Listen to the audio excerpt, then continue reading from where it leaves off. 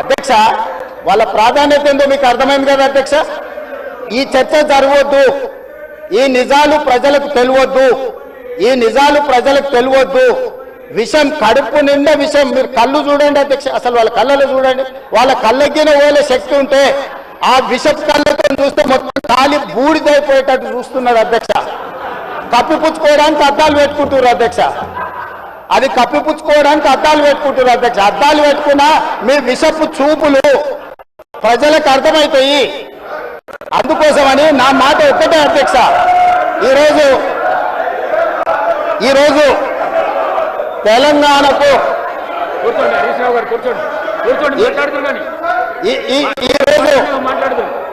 నగర అభివృద్ధి చేయడం మా బాధ్యత. ఈరోజు ఇన్ని మాటలు మాట్లాడుతున్నారు కదా అధ్యక్ష.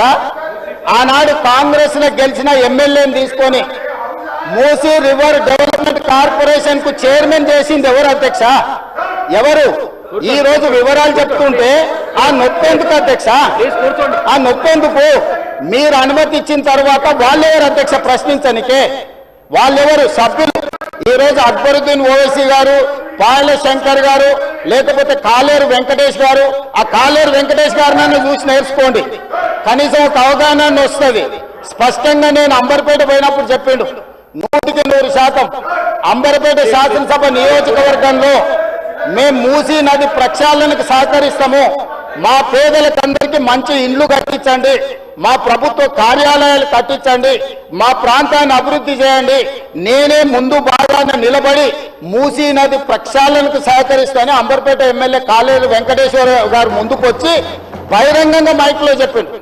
నిన్నగాక మొన్న వచ్చి నన్ను కలిసి చెప్పిండు. ఆ పక్కనే ఉప్పల్ ఎమ్మెల్యే లక్ష్మారెడ్డి గారు వచ్చి కలిసి, సార్ మా ప్రాంతాన్ని అభివృద్ధి చేయండి, మూసీ నదిని ప్రక్షాళన చేయడం ద్వారా మా ప్రాంతానికి ఉపయోగపడుతుంది, మీరు చాలా మంచి పని చేస్తారు, మీరు వేగంగా ముందుకు వెళ్ళండి, మా వైపు నుంచి మీకు ఏం సహకారం కావాలని చెప్పి ఆ శాసనసభలో వచ్చి కలిసిరు అధ్యక్ష. ఇవాళ నేను ఒకటే అడుగుతున్నా అధ్యక్ష, ఈ రోజు మూసీ నది ప్రక్షాళన చేసుకుంటే నల్గొండ, ఈరోజు మూసీ నది ప్రక్షాళన మేము చేస్తున్నామంటే మీరు చెయ్యాలంటున్నా వద్దంటున్నా? ఒక్క మాటలో చెప్పండి. మీరు చెయ్యాలనుకుంటే ఏమి చెయ్యాలో సూచన ఇవ్వండి, వద్దంటే మీ కడుపు మంట ఏందో చెప్పండి. తెలంగాణ ప్రజలు నిర్ణయించుకుంటారు. అందుకే ఈరోజు మూసీ నది పరివాహక ప్రాంతాన్ని నైట్ ఎకానమీగా మారుస్తా అని చెప్పిన అధ్యక్ష.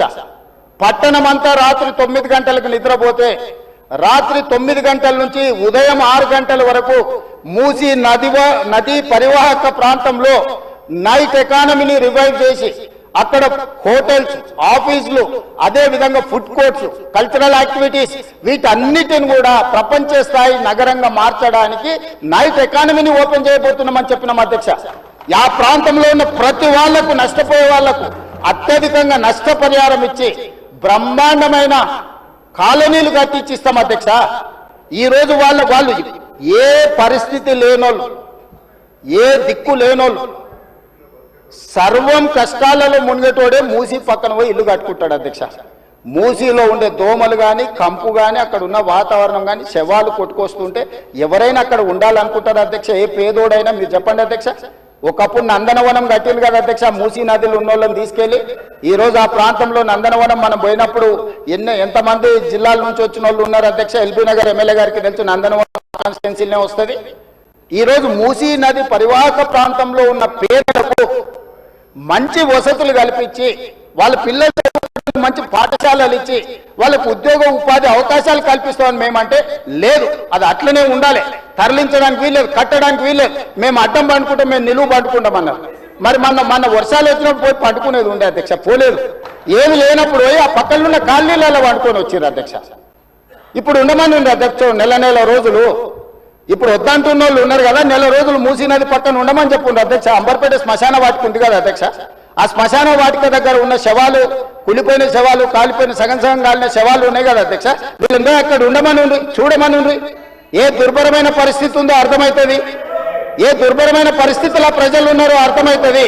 అందుకే ఈరోజు ప్రపంచ స్థాయి సంస్థలను కన్సల్టెంట్ గా పెట్టుకున్నాము. ఫస్ట్ ఫేజ్ ఒక కొలిక్కి వచ్చింది, మిగతాది కూడా విడతల వారిగా ప్రాజెక్టు రిపోర్టు జరుగుతుంది. నేను హైదరాబాద్ నగరంలో 5 ఏళ్లలో 1,50,000 కోట్లు ఖర్చు పెడతాం, మూసీ నది ప్రక్షాళన చేస్తామంటే 1,50,000 కోట్లు కాంట్రాక్ట్ ఇచ్చేసిరు, రేవంత్ రెడ్డి 25,000 కోట్లు తినేసిండని మాట్లాడుతున్నారు అధ్యక్ష. ఎంతసేపు వాళ్ళు ఎట్లనే మిగతాలు కూడా అట్లనే అనుకుంటారు అధ్యక్ష. కాంట్రాక్ట్లు ఇచ్చుడు, కమిషన్లు కొట్టుడు, లిఫ్టులు పంపులు పెట్టుడు, ఇండ్లలో కనకవర్షం కురిపించుకున్నాడు, పోయి జన్వాడల్లో లేకపోతే మొయినాబాద్లో ఫామ్ హౌస్లు కట్టుకున్నాడు. ఇంతకు తప్ప మీరు చేసింది ఏంది? కానీ ముఖ్యమంత్రి గారికి అంత ఆవేశం ఎందుకు? కడుపుల విషయం మాకున్నదా ఆయనకున్నదా? ఏం మాట్లాడుతున్నారు ఆయన? మేమేమన్నా స్పీకర్ గారు మేమేమన్నా బాధ్యత రహితంగా మాట్లాడినామా?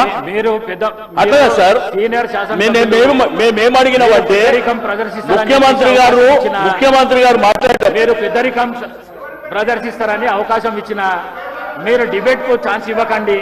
సరైన సూచనలు ఉంటే చెయ్యండి. అట్లాగా sir, leader of the house లో మీరు కించపరిచే విధంగా మీరు ఏం మాట్లాడకండి.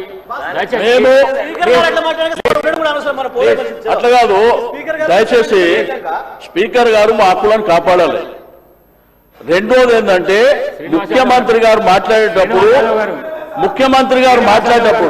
మాట్లాడేవాడు సార్. లేదు, మీ హక్కులను కాపాడనికనే మీకు అవకాశం ఇచ్చిన నేను. అట్లాంటి మళ్ళీ హక్కులను కాపాడాలంటే ఎట్లా సార్? నేను సార్ ఇక్కడ మేము అడుగుతుంది ఏంటంటే మా హక్కులను కాపాడాలని మేము చెప్తున్నాం అధ్యక్ష. రెండోది, ముఖ్యమంత్రి గారి మీద మేము ఎవరైనా ఇక్కడ నుంచి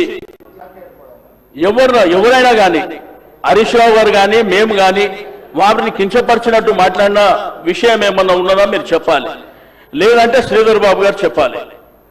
మేము అనుకుంటేనే మేము మధ్యలో లేచింది క్వశ్చన్ అవర్ ఇన్ని గంటల పాటు ఎందుకు షార్ట్ డిస్కషన్ పెట్టాలనేటువంటిది మేము అడిగినాం. ఆ విషయం చెప్తుంటే వారి ఆవేశంతో మీ కడుపుల విషయం ఉంది, మిమ్మల్ని తీసుకుపోయి అనంతగిరి హాస్పిటల్.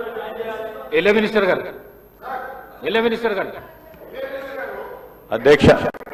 అధ్యక్ష గౌరవ సభ్యులకు సంబంధించి ముఖ్యమంత్రి గారు ప్రస్తావన చేస్తున్నప్పుడు ఎవరి పేర్లు తీయలేదు అధ్యక్ష. ఎవరికైతే మూసీ నది ప్రక్షాళన చేస్తా ఉన్నప్పుడు ఇష్టం లేని వారి గురించి మాట్లాడారు. మీకు అందరికి ఇష్టమే ఉంది కదా? కాదు సార్, మీ పేర్లు తీయలేదు కదా సార్? ఎవరు పేర్లు తీయలేదు, ఎవరు ఒకరి పేర్లు తీయలేదు. తీయనప్పుడు వారిపైన ఎందుకు భుజాన్ని వేసుకుంటారు అధ్యక్ష? ముఖ్యమంత్రి గారు అన్నది జనరల్ గా ఎవరికైతే ఈ మూసీ నది ప్రక్షాళన విషయంలో ఈ ఆసక్తి లేదో వారు ఈ విధంగా స్పందిస్తా ఉన్నారా అంటున్నారు. మీరు ఆ విధంగా స్పందిస్తే మీకు వస్తుంది, లేకుంటే కాదు. మిమ్మల్ని ఎవరిని కూడా ఏమనలేదు. ఈరోజు ముఖ్యమంత్రి గారు స్పష్టంగా